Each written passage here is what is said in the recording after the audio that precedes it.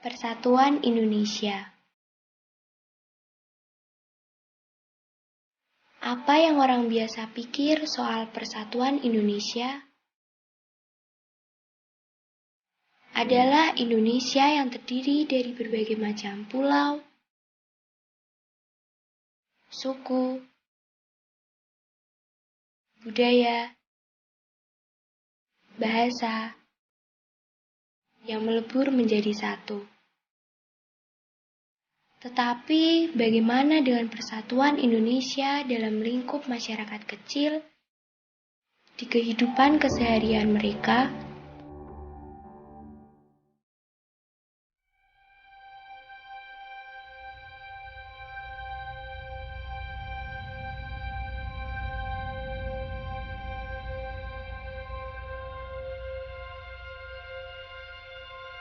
Indonesia dan sejumlah klise.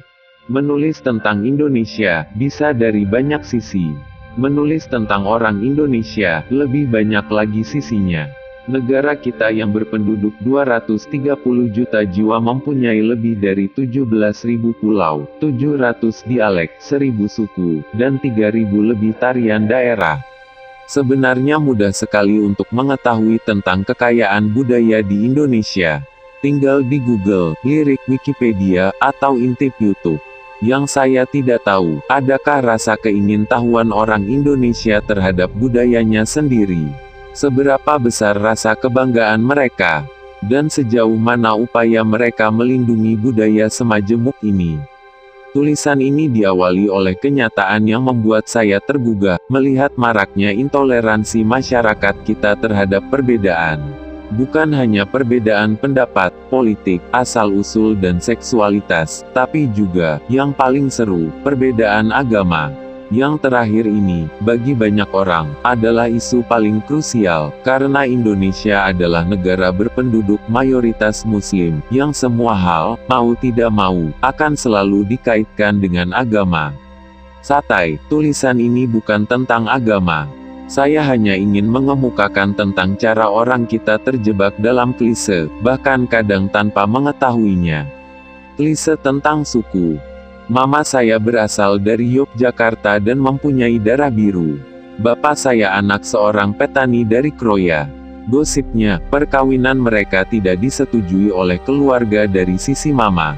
Mungkin karena itulah, saya dan adik-adik tidak mempunyai gelar ningrat di depan nama kami. Karena titel seperti Raden Roro, Raden Mas, Del, hanya diberi kepada mereka yang berdarah murni.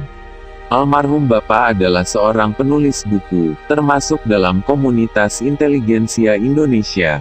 Dulu saya pernah dengar tentang ketidaksetujuannya terhadap snobisme lingkungan berdarah ningrat. Sistem politik Indonesia bukan monarki dan gelar atau titel di depan nama tidak menentukan kebijakan seseorang.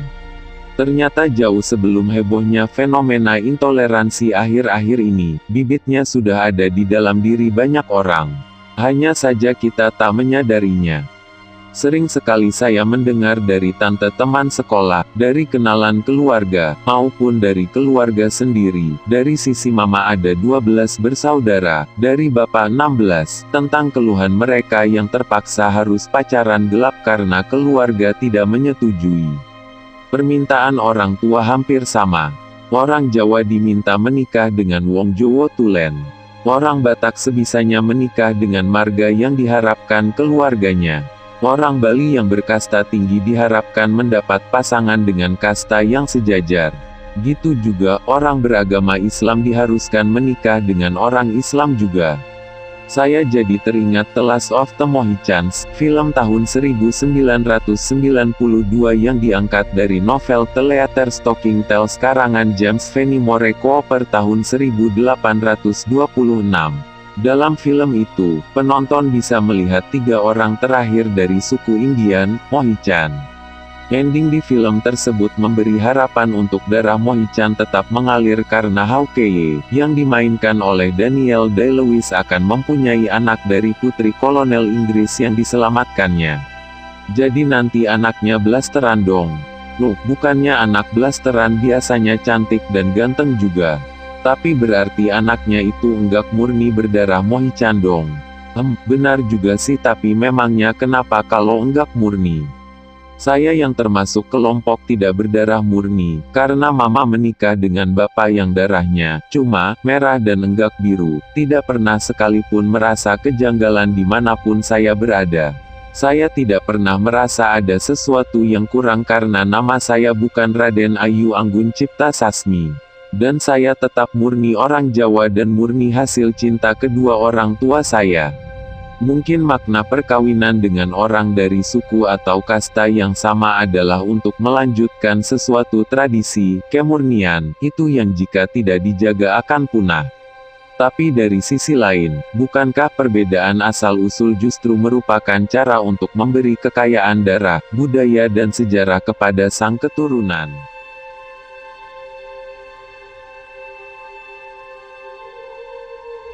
Klise tentang liberalisme. Dengan profesi saya sebagai pekerja entertain, media sosial adalah alat komunikasi yang penting dan menjadi jembatan antara saya dan fans. Dengan followers yang lumayan banyak di Twitter dan Instagram, di setiap posting, tergantung topiknya, hampir selalu marak dengan komentar dari fans, komentator lewat dan juga haters. Saya tahu sekali tentang perbedaan antara memposting sesuatu yang netral dan yang tidak. Biasanya yang terakhir akan membangkitkan gairah mengomentari orang-orang yang merasa opini mereka sangat penting. Positif atau negatif. Bagi saya, itu sah saja. Dalam hidup, semua orang pasti ada yang menyukai dan ada yang tidak. Harus ada keseimbangan. Posisi saya sebagai figur publik membuat realitas ini lebih teramplifikasi. Di antara semua komentar aneh yang kelihatan sekali upayanya untuk menghujat, kadang malah jadi lucu karena out of topics dan enggak masuk akal, ada satu yang membuat saya tercengang. Saya dibilang liberal. Yang membuat saya tercengang adalah, mengapa kata liberal bisa dikategorikan menjadi satu hujatan.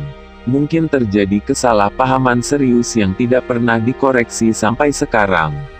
Saya tengok di Kamus Besar Bahasa Indonesia, arti kata liberalisme. Definisinya ada dua. 1. Aliran ketatanegaraan dan ekonomi yang menghendaki demokrasi dan kebebasan pribadi untuk berusaha dan berniaga. 2. Usaha perjuangan menuju kebebasan. Arti kata liberal ada dua juga. Bersifat bebas. Berpandangan bebas, luas atau terbuka. Jadi mereka membenci saya karena saya perempuan yang memilih untuk tidak terbelenggu atau bebas. Saya lihat lagi arti kata bebas. Ada 6 definisi, dan salah satu definisi yang ditulis adalah, merdeka. Dalam artian tidak dijajah, diperintah atau dikuasai oleh negara atau kekuasaan asing. Tentu saja dalam konteks pribadi, negara atau kekuasaan asing berarti orang lain. Mengapa banyak yang takut dengan kata liberal sehingga orang gitu membencinya? Tahukah mereka bahwa salah satu sinonim dari kata liberal adalah humanis dan toleran? Antonimnya adalah intoleran.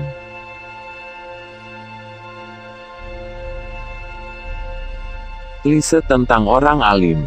Awal Mei lalu saya dan teman pergi ke Madagaskar untuk satu misi kemanusiaan. Saya diberi kehormatan menjadi juru bicara dan ambasador untuk Aviation Without Borders. Ini bukan misi pertama saya dengan mereka di Madagaskar. Kali ini saya bertugas mengontrol pembagian susu ke beberapa yayasan di Antananarivo, ibu kota Madagaskar. Setiap tahun ada sekitar 2 kontainer penuh dengan susu bubuk, buku, baju, dan peralatan medis yang dikirim ke beberapa negara di Afrika. Buku dan baju, kami dapatkan dari donasi. Dulu, untuk susu kami selalu dapatkan dari Persatuan Negara Eropa, tapi semenjak krisis ekonomi dan kenaikan jumlah orang miskin di dunia, susu harus dibeli, untungnya dengan harga spesial. Sangat tidak mudah tugas Aviation Without Borders di negara-negara Afrika yang rata-rata termasuk negara berkekurangan. Korupsi merajalela. Madagaskar adalah salah satu negara dengan contoh korupsi yang bisa membuat saya darah tinggi. Misalnya dari pihak bea cukai yang sengaja mempersulit dengan alasan formulir yang salah isi, yang mengharuskan kontainer ditahan berbulan-bulan di gudang dan ujung-ujungnya minta uang.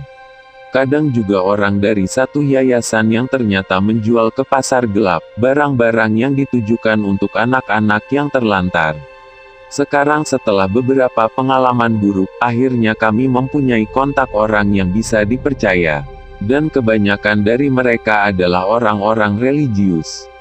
Saya bertemu dengan Sister Marianik. Beliau tinggal di Madagaskar selama lebih dari 40 tahun dan membaktikan dirinya untuk Tuhan Yesus dan juga untuk anak orang-orang miskin. Setiap harinya, Sister Marianik memberi makanan untuk 500 anak. Menu makanan tidak jauh dari nasi dengan kacang merah atau nasi dengan kacang kuda. Di hari itu dan sampai bulan Oktober sambil makan anak-anak juga dapat minum susu. Mereka hanya makan sekali sehari. Bulan November kontainer kami akan tiba lagi di Madagaskar dengan susu untuk mereka. Saya juga bertemu dengan Pater Pedro, seorang figur karismatik yang terkenal di Madagaskar karena karakter dan keteguhannya demi membela orang miskin. Umurnya hampir 70 tahun tapi energi sekali. Selama 5 jam pertemuan kami, saya capek mengikutinya, karena jalannya cepat sekali.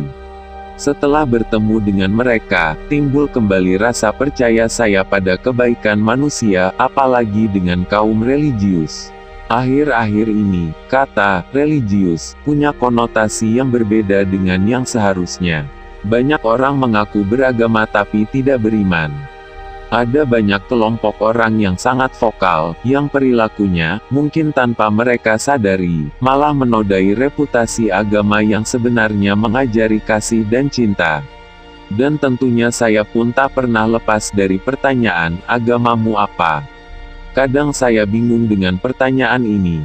Pertama, karena hanya di Indonesia saja saya mendengarnya dan ini pun semenjak kurang lebih 5 tahun belakangan ini. Mengapa agama yang dipeluk seseorang mendefinisikan orang tersebut? Mengapa kita mempunyai kecenderungan menutup pintu kepada orang yang bukan dari kelompok kepercayaan yang sama? Apakah jika seseorang tidak mempunyai agama adalah sebuah jaminan bahwa orang tersebut layak dihujat? Bagaimana dengan orang-orang yang bersembunyi di balik atribut agama untuk melakukan korupsi dan kejahatan? Sudah beberapa tahun ini saya mempunyai spiritual guide. Beliau tinggal di Jakarta. Kami memanggilnya Abah Joni. Abah adalah seorang figur agama yang tidak pernah sama sekali menghakimi atau mengkritik siapapun. Beliau tidak pernah mempertanyakan keagamaan seseorang. Tidak pernah meninggikan diri dengan merendahkan orang. Murah senyum dan kata-kata yang datang dari bibirnya hanya tentang cinta dan kehidupan.